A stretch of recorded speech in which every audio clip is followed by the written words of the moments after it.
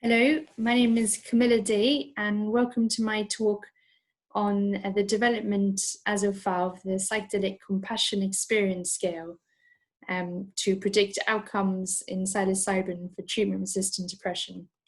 So who am I? I'm a psychiatry registrar in South London, about 2 months away from completing my training when I returned from maternity leave.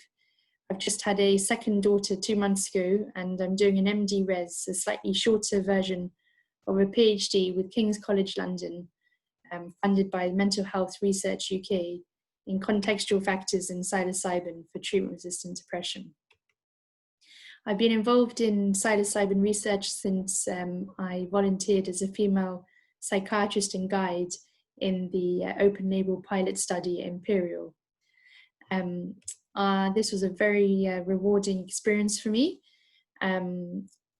I I guided 22 dosing sessions for 11 patients, and I collaborated in qualitative research there with Rosalind Watts.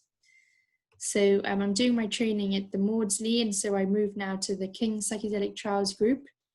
My MD Res aims form part, my MD Res aims form part of the tertiary aims of a NIHR-funded feasibility RCT study in psilocybin for treatment-resistant depression, which was a grant got by James Rucker, my supervisor.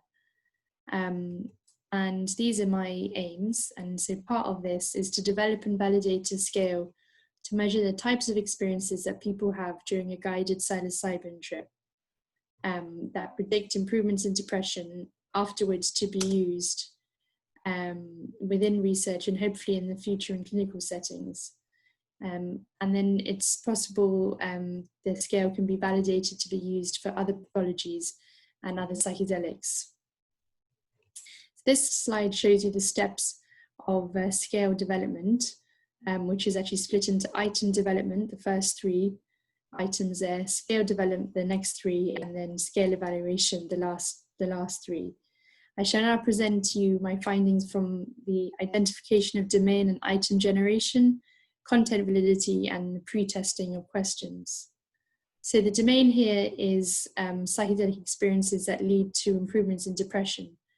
And the purpose is to create a short, simple scale that can be used after dosing to predict outcome.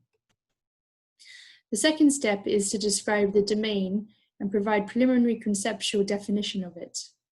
In this case, what are the types of psychedelic experiences that lead to positive outcomes or improvements in depression? I have used both deductive and inductive processes in order to do this. Deductive by way of looking at the existing literature on this, and inductive from my own experience of being a guide and of carrying out qualitative research. Bill Richards and Peter Gasser have categorized different healing experiences as peak or mystical, archetypal, psychodynamic, and cognitive. And whilst peak or mystical experiences are highly predictive of positive change, these other types of experience are also very important, which is why our scales other than the MEQ or altered states of consciousness are needed. So the recent psychological conceptualization have involved ideas related to ACT, or kind of third wave therapy, so ideas of connection and acceptance, psychological flexibility, emotional breakthrough, facilitated access to emotions, relational embeddedness. This was the first model of contextual factors that I constructed, not only including the psychological mediators of change that you can see in the middle there, but also these pre-dose predictive factors, but just ignore those for now and just focus in the middle. So from the kind of from a thorough literature review and from the qualitative study, I sort of came up with these ideas, which I split into emotional experiencing, inter, and or transpersonal connection, and cognitive changes. However, I sort of wasn't quite happy with this kind of categorization. So as a guide, first of all, So when you're kind of describing the domain, you also need to specify the dimensions of the domain.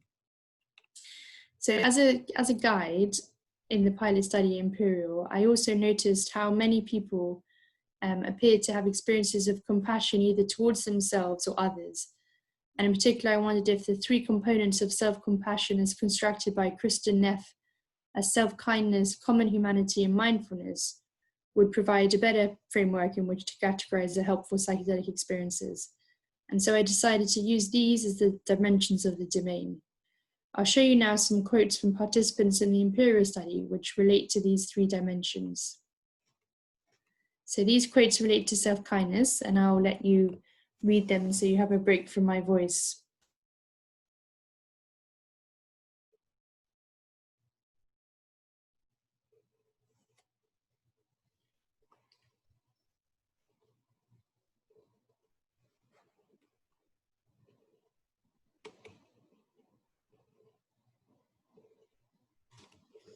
And then these quotes relate to common humanity.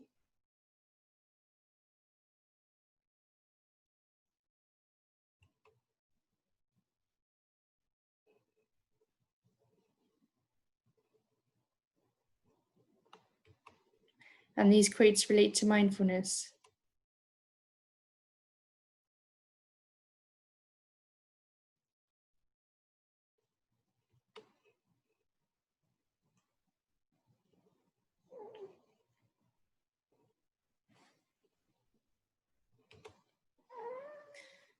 I started to think, though, that these experiences didn't fit that well into compassion experiences. And I felt that the types of experiences people were having with psilocybin were broader than the components of self-kindness, common humanity, and mindfulness alone. And so they have now shifted into inner therapist, connection, and emotional experiencing. There's something very specific about a psychedelic healing experience in that it seems to always be uniquely person-centered and almost as if it's sort of custom-made for the person. Something which I think in itself is a strong predictor of positive outcome. And so I wanted to capture this in the scale. Therefore, I changed the self-kindness component to inner therapist. Here are some more quotes from participants in the Imperial study to show this further.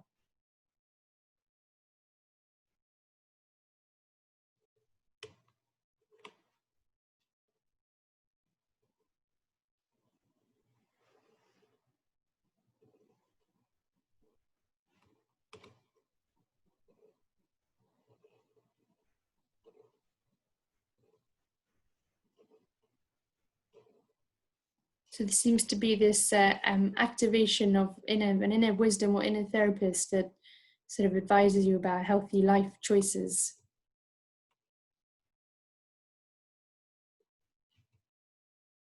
And then, so in terms of common humanity, which is the sort of awareness that we're not alone in our suffering, but that everyone suffers, is can be one type of psychedelic experience. However, there's also the sense of something slightly different to that, like more of an interconnectedness or a connectedness to nature or to spirituality, as well as the experiences of ego dissolution, which are definitely different than this idea of common humanity. The dimension of mindfulness also appeared limited in that helpful psychedelic experiences appear to have an added dimension of intensity, and that some emotional experiences would be more in line with psychoanalytical ideas of catharsis and abreaction.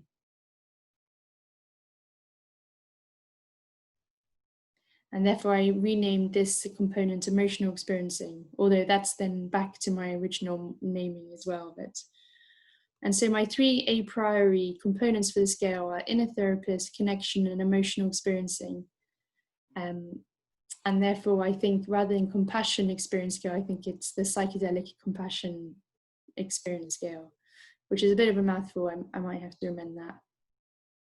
Since starting to create my scale, 3 other scales are already in progress. The What's Connection scale, the Psychological Insight Questionnaire, and the Emotional Breakthrough Inventory. And it's important, not to just create another instrument for the sake of it. However, the psychological insight question and the emotional breakthrough inventory don't seem to have the added dimension of kind of connection in them. And then the what's connection scale, which overlaps more conceptually with mine, although uses different language, is a 23 item scale. So much sort of quite a bit longer than I'm aiming to make. And also it's a scale that's measuring how connected you feel within the last 2 weeks, rather than it being a scale to be used directly after dosing to kind of quantify experiences. So I generated items for the scale using both deductive and inductive methods, creating at least twice as many questions as I desired to be in the final scale. My first scale had 28 items, and it included antithetical pairs of questions. So there were 5 pairs of questions for inner therapist, which are here. 4 pairs of questions for connection, and 6 pairs of questions for emotional experiencing. I used a 6-point scale using the following wording, and I sent this out to previous healthy volunteer psychedelic trial participants, including colleagues and some previous psychedelic trial patients who were on our NIHR steering committee, for feedback on wording using Qualtrics. Generally, the feedback was good and they felt I was covering the right kind of experiences. However, they said the questions were repetitive, particularly with the addition of the negative questions, which were also confusing. For example, answering the question, I experienced no change in my sense of intrinsic self-worth. First of all, how can you experience nothing? And if you were trying to answer that with definitely or not at all, it's a bit of a brain teaser. So I got rid of the negative questions and changed the wording of the introduction question and the scale to a Likert agreement-disagreement scale in order to give participants more chance of disagreeing with the statement. Here is the scale now half as long, but I've added 1 more item in connection to try and capture the idea of ego dissolution. This is my consciousness expanded outside my own mind. So there are 15 items in total. There are now 5 for inner therapist, 4 for connection, and 6 for emotional experiencing. I sent a content validity form to numerous experts I knew in the UK and the USA, explaining the conceptual development of the domain and dimensions, and then asking them to first choose which component they think each item fits into, and then to ask them to rate how strongly they agree whether each item is measuring each component. I got 10 responses, and there was general feedback that the use of prison of the mind, although often described in people who were depressed, was not the best wording. And I enjoyed this particular quote from an expert who I very much respect. His initials happen to be BR. Also, it was obvious that when I'd written feelings and insight or feelings and belief in the same item, that these created confusion between the inner therapist and emotional experiencing components. So I did a Fleiss Kappa on the component rating, and I performed this using Excel, using a broken down version of the formula. So with the 15 items, the coefficient was 0.64. From this table, which is a human construct, not really based on anything, there's what you call a substantial agreement there. So this I did on the second question, the Likert of agreement and disagreement with my components. And this is a proportion agreement, so there was 0.92. This sounds very high, although this doesn't take into account the chance.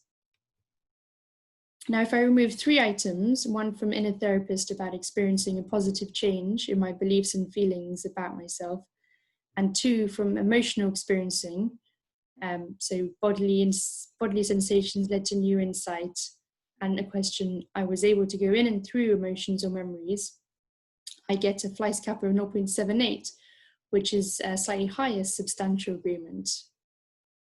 So these are the items that I have removed, 2 from emotional experiencing and 1 from inner therapist. And I've changed these 3 items And I believe that the top item about discovering new insights and feelings of love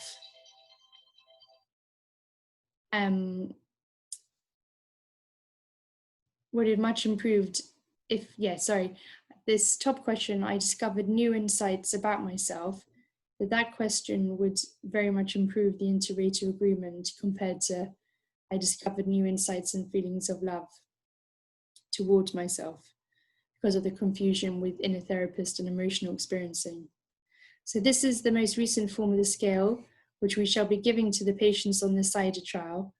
That has just been given the go-ahead by MHRA and HRA, which is great. So there we are, there's the 12-item scale.